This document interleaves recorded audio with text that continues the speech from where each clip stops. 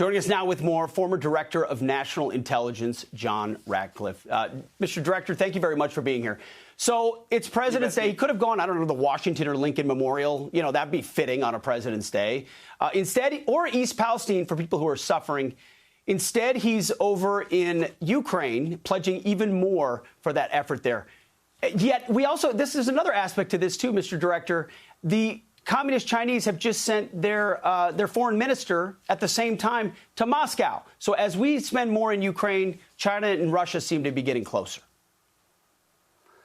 Well, Pete, you know, even if you, look at how badly the Biden administration has mismanaged Ukraine up to this point, a war that many of us believe a strong president could have avoided. We believe that, yes, it was Biden's weakness in Afghanistan that prompted Putin to move on Ukraine in the first place. Even if you set that aside, if you set aside that on the second day of the Russian invasion, Biden essentially wanted to surrender Ukraine. Remember, he offered Zelensky a ride out of the country.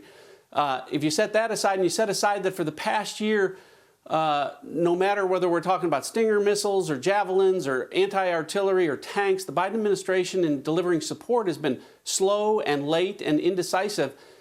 Even when you set all of that aside, Pete, it's just hard to fathom what a blunder this was, that this national security team would send him 5,000 miles away to Ukraine when they haven't sent him 250 miles away to East Palestine. For him to go and talk about Ukrainian, not just providing weapons, Pete, but talking about welfare and Ukraine pensions and support to the Ukrainian people when there's a train derailment and an environmental disaster. This truly is a Ukraine first, Ohio last policy.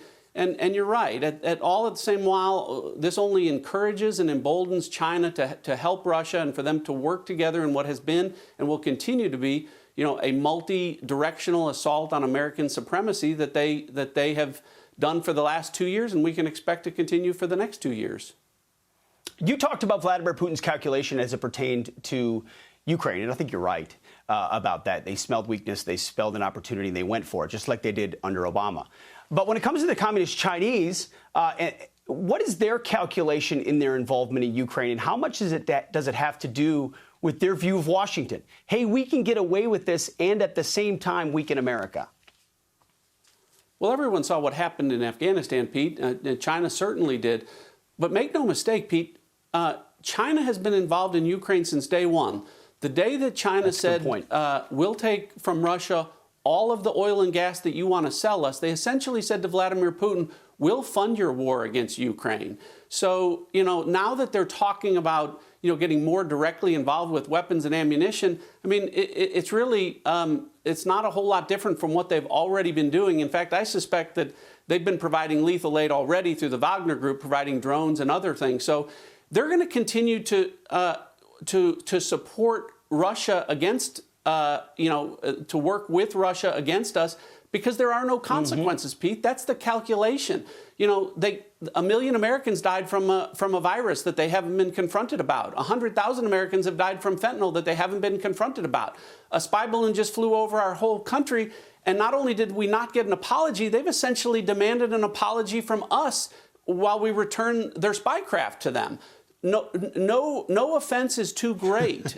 They've been able to get away with everything with this administration. And why wouldn't they see this as a window of opportunity? I hate to say it, Pete, but the fear of many of us is that they see a 2-year window of opportunity for continued aggression that may not exist after 2 more years.